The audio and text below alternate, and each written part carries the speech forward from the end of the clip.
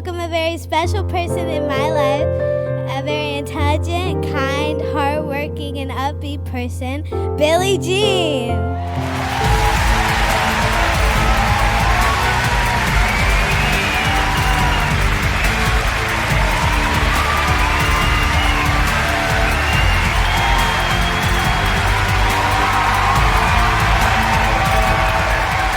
Like, damn, I knew I was gonna cry tonight, but like in the beginning, right away. That one got me a little bit. That caught me off guard. Anybody been with me for a few years? Remember when she was just a baby in my arm in the videos? Shit. It goes quick.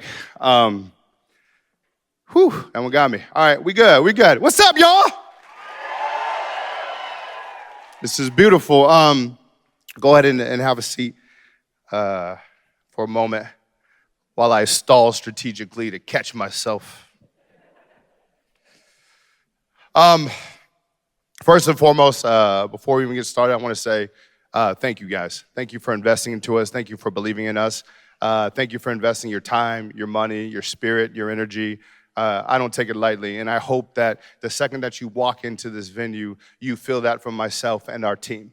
You feel that we care. On this event, there's not a damn thing to sell. There's no upsell, there's no nothing. The sole purpose of this event is to commend and celebrate you. Make some noise for that. Nothing else, which means it's just a massive ass write-off. You know what I mean? Like just. All right, let's get into it. Let me just check these vocals here for a second, see how we feeling tonight. I am. That was pretty good off the first bat. I was gonna do it a couple times, but check the right side. I am. And one last time, let me hear you all make some motherfucking noise. I am. All right, now we can get started. I like it. I know I had you sit down, but stand up one more time, all right? I want you guys to look to your left. I want you at each other, you out in the ocean, and at each other.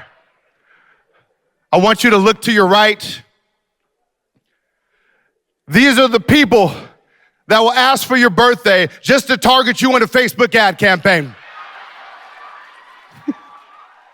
That's it. We're marketers. We do crazy stuff. All right, I want you guys to quickly partner with the person next to you. Partner with the person next to you. Partner with the person next to you. You guys in the back can do it too. You don't have to be a graduate to participate in this, but partner and look at each other face to face, like the whole side-by-side thing, okay? We're gonna do a quick little exercise to get the vibes right. The person with the shortest hair, you will go first. This should be very familiar.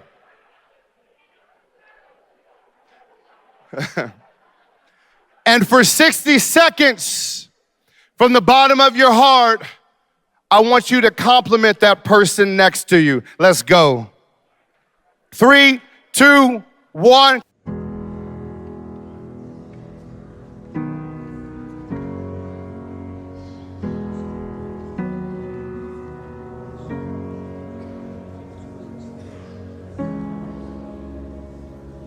Mean it.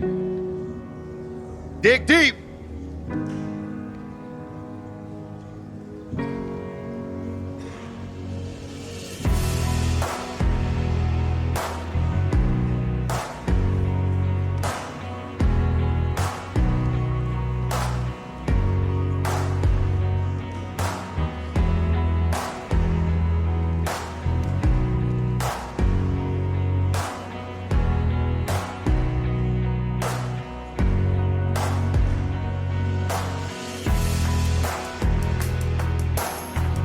"15 seconds, wrap it up.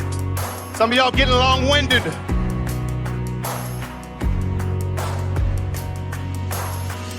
And stop. All right, wait, now stay standing. Now what I want you to do is simple. I want you to shake hands with that person across from you and say these words. Congratulations, genius, I believe in you. I like that. Have a seat. Have a seat. I had you guys do that simple exercise and just telling somebody that you believe in them. Because ironically, as entrepreneurs, it's not something that we hear very often. And I believe that that is our superpower, the power to believe. That's what makes you a genius. Most people don't have this superpower. They only believe what they can see. Most people don't believe that you can become a millionaire because they're not haters. They just haven't seen it yet. Most people don't believe in something like the 4-hour work week because they simply haven't seen it yet. Most people, friends and family included, do not believe in you because they haven't seen that version of what you can do yet. So we can't be mad at them for not believing in our craziness and our doubt, because please believe, as I will commend them tonight, my parents were in the same category. Yes, they were. This is about to get interesting. Buckle up. So, I thought about this for a long time, and everything's 20/20 hindsight. And I'm like, what, damn it, why didn't my parents believe in me? And then I looked at my old Facebook pictures and found this. I was hitting ice luges, playing Xbox every night, over here confused as why they didn't believe that I was gonna be this successful entrepreneur.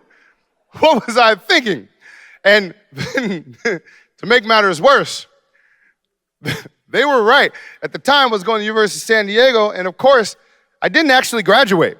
So there's my graduation pictures, University of San Diego. I got my gown on, my cap. I walked that day, Dan, we even had a graduation party.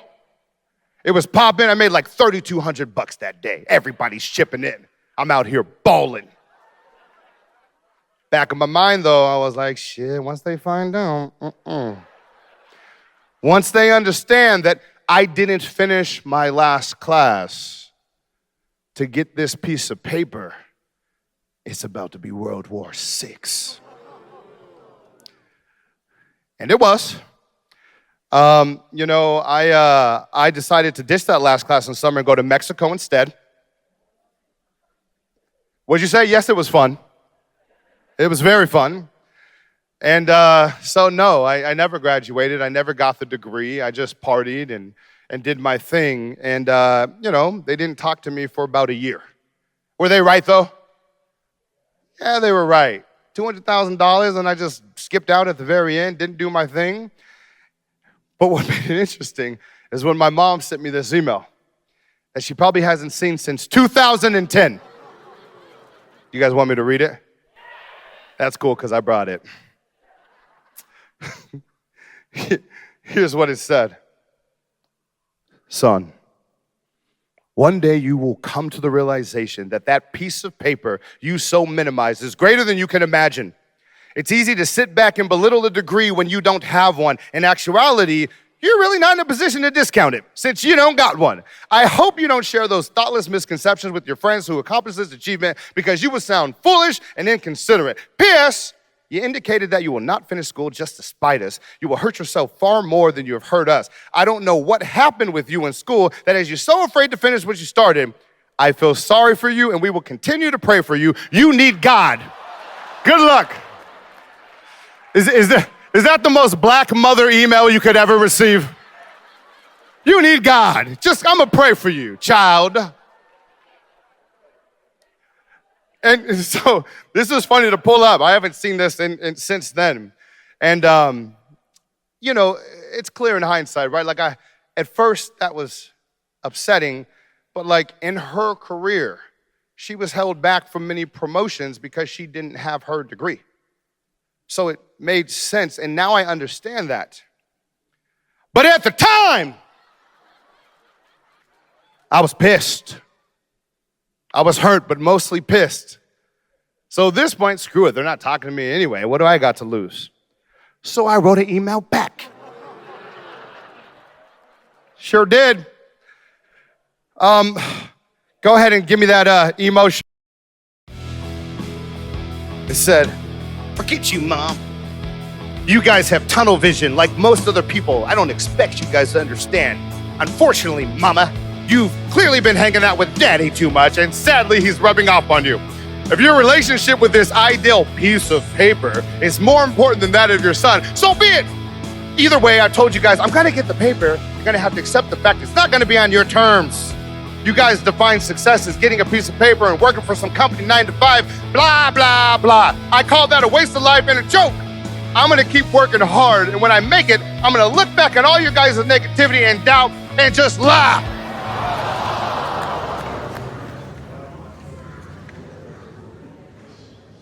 I'm surprised I'm still alive. Made it somehow. I said, I don't blame them. You know, my parents gave me different experiences than what they had, and as a result, I had different beliefs, which led me to a different career path.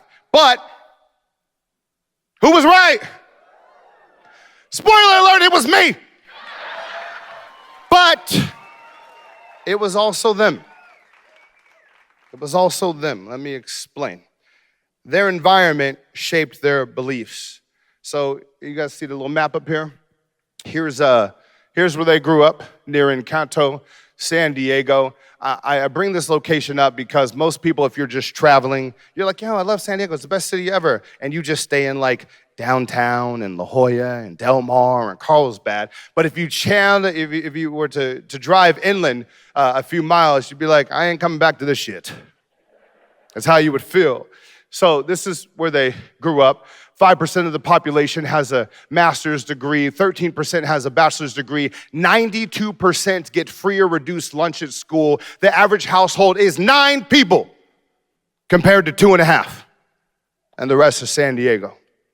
9 people, that means your aunts, uncles, cousins. You're always wondering at the house because they lived there. That was it. And so, more significantly, this stat kind of was alarming. Is that in the same area, every 15 hours, a crime occurs. So right here is where my uncle was murdered. Right here was where my grandfather was murdered. Here is where his family overdosed. And all this happening within a few miles. And what's wild about this is that piece of paper to them meant survival.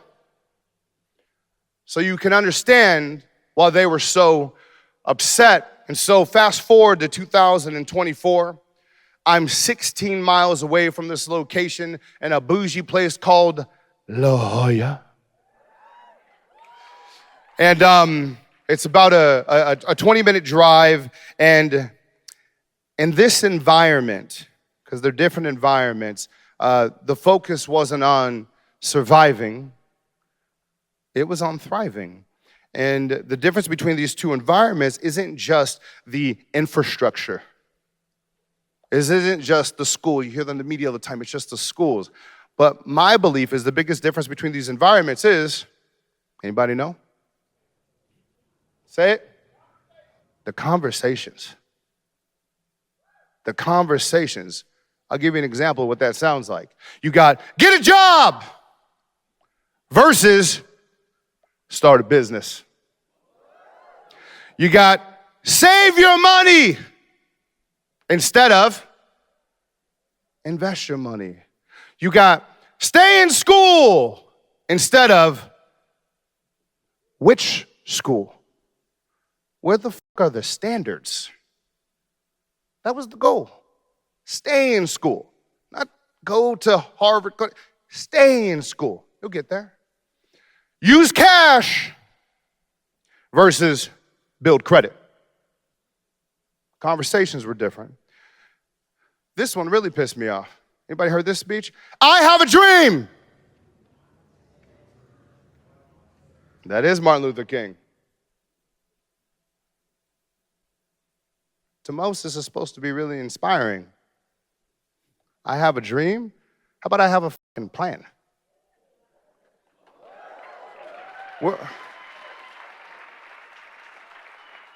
Dreams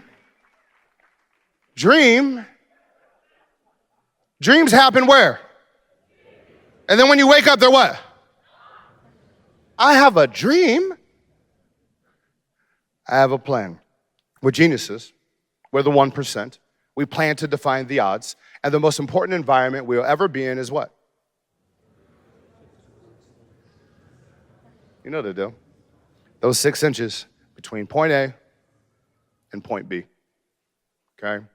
Be mindful of the conversations that you let in your brain. They will shape you. And the sad part about this is we are often the ones poisoning our own brains. This sound familiar to you? I'm not good enough. That's us talking to ourselves. I can't do this. It's too risky. We're losing the battle before we even start. Imagine if we talked to people we loved the way that we talk to ourselves. The way you talk to yourself sets the standard for how you allow others to talk to you. Bars. So we're going to switch this up a little bit. We're going to try something a little bit different. Graduates, loudly repeat after me. I will succeed. I will be a millionaire. I am good enough. I am genius. Feel different, don't it? Feel different. We are the ones responsible for protecting and creating this environment. That's us. You are the author of your life. You are the writer of your life. You are the director of your life. You are the main character of your life. You are the CEO of your life. And you have been acting accordingly for the last 16 weeks as the CEO of your life. You decided to give up the negative self-talk. Some of you had to break up with some people. Give up the negative people. Some of you look like, yeah, sure did. You even decided to give up the excuses. Give you an example. Go ahead and just raise your hand if you're busy. Well, I'm looking like everybody. Keep your hand up. Keep your hand up if you got kids. Keep your hand up if you suck at tech, or at least you did before this. Keep your hand up if sometimes you feel too old to learn this. You realize that everybody's got the same damn excuses. It ain't unique. We decided to give that up, and you got it done anyways. You got it done anyways. So from there, that was week 1 when we did our vivid visions, but you didn't stop there. You kept on giving, and most importantly, you gave yourself an unfair advantage. Anybody know what that is? You gave yourself the ability to get customers with artificial intelligence. You literally are the most valuable asset in the world to business owners, because without customers, they can't eat. And that's what you've learned. That's what you've mastered. And everybody here knows this oh too familiar story. You give a man a fish, he'll eat for a... But if you teach a man to fish, he'll eat for the rest of his life. And this is you. 16 weeks, you learned how to fish, so you never have to beg for fish. Because isn't that the only 2 options? You're either fishing or you're asking somebody, can you give me some fish? But there's a side of the story that nobody ever gives you credit for. The side of the story, this parable, that they don't see. And that's everything that you had to do to become a fisherman. Investing hundreds of hours learning a new skill, reading about all the different types of fishes, getting your fishing license, staying compliant with what's going on, spending thousands of dollars on equipment, spending thousands of dollars on coaching, waking up at 4 a.m. to practice your craft, going to bed after midnight to practice your craft, while still managing to be the perfect husband, while still managing to be the perfect wife, while still managing to be the perfect parent, while still managing to be the perfect friend, while still managing to be the perfect sibling, struggling for months while everybody's watching you fail, struggling for months while everybody's talking behind your back, struggling for months while nobody believes in you. And those are the same motherfuckers that are begging you for a fish. Is that not exactly how it goes? Talking all that trash until you come up. Oh, you got some salmon tonight? You got some mahi? What's good? I am I want to close you guys out with some final thoughts about, well, damn, Billy, it's over now. What happens next? Have a seat. I'll give you the typical flow and lifestyle of an entrepreneur. Step one, it's just survival. And survival doesn't matter how much money you make. It's taking this skill set, implementing it into your business, and trying to figure out how to get to where you're at and then some. It's the hard part, but it's also where confidence is built. This is where you go through the most trials, the troubles, the tribulations. This is where the growth happens. Step one. Then after that, it gets exciting. You get into success mode. Maybe you make your first million, and what I recommend, contrary to popular belief, is this is where you should start buying some ignorant shit. Yeah. This should be fun. It's like you worked your ass off doing what others are not willing to do. Buy some ignorant shit.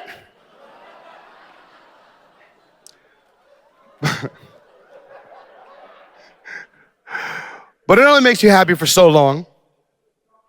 And then you start, looking forward to that next phase of life. I think they call it, what's that word? Oh, yes, fulfillment. But you notice something is missing here. There was a step in this ladder that I skipped. And that is emptiness. Comes to this point where you have the material things and you ever be discussed, they're like, I'm just not happy, oh my God. And you're like, I don't understand. What's missing? And it's really simple. This is the moment that happens before you realize one simple truth, and that is impact is greater than income. Yeah, and you realize what brings you to success, to fulfillment, is simply there's only one path to get there. Anybody know what that path is? It's to give to others. That's the secret. Your last homework assignment as you continue to find success is to fulfill your duty to pay it forward. I am wildly aware that this chapter of my life right now here on stage, as we live in La Jolla, is only possible because of my parents' sacrifice. Like what? You know how arrogant I would have to be to not realize the impact of that? My sister always looking out for me. I know she likes that shout out. Make some noise for my sister. Hey. It's only possible. So if somebody helped me, I probably have a responsibility to help the next person. And this all started at 16 miles away near Encanto. I'm blessed, thank God, that I have a family to hold me down, to support me, but unfortunately, this is not the case for most kids there. And they have to rely on organizations like the Boys and Girls Club for a safe environment. And so there's one Boys and Girls Club location that I feel called to help the most, 16 miles away from where I live, near where my uncle was murdered, near where my grandfather was murdered, near where all these people overdosed, were abused, you name it, it happened. And that's the Boys and Girls Club in Canto branch. Right now, due to infrastructure, right now, due to budget, their safe place is an old gym. That's it. That's what they got, an old gym. It's got some wall dividers up in it. And that's where they have to run to right now. And so I was like, you know what? I have a goal. My goal is to transform this old gym into the Boys and Girls Club of the future. But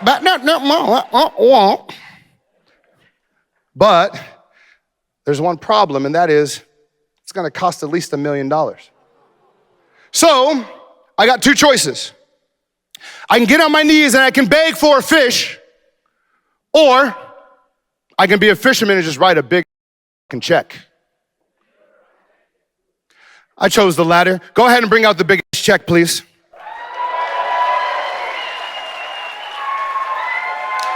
Yeah. You guys got to go front and center with that. Hold it up. So here's what's cool. I get this question a lot, like, hey, what are you most proud of? It hasn't happened yet. It's about to happen right now in front of your eyes. This is the moment I'm most proud of. So, ladies and gentlemen, this is a list of all the San Diego chapters of the Boys and Girls Club. At the next meeting, we'll be adding one more name to that list. And that is the Boys and Girls Club in Counto will now be the Boys and Girls Club. Ready for it? Genius. Genius! A safe environment for the young entrepreneurs in the making. Side note, this will make me one of the youngest and few minorities that have the naming rights to a Boys and Girls Club in the whole fucking country. I'm proud of that one. So, to receive this ceremonial big-ass check is the president and CEO of the Boys and Girls Club of Greater San Diego, Danny Sherlock, y'all. Stand up and get on your feet. Let's make some noise for Danny. I am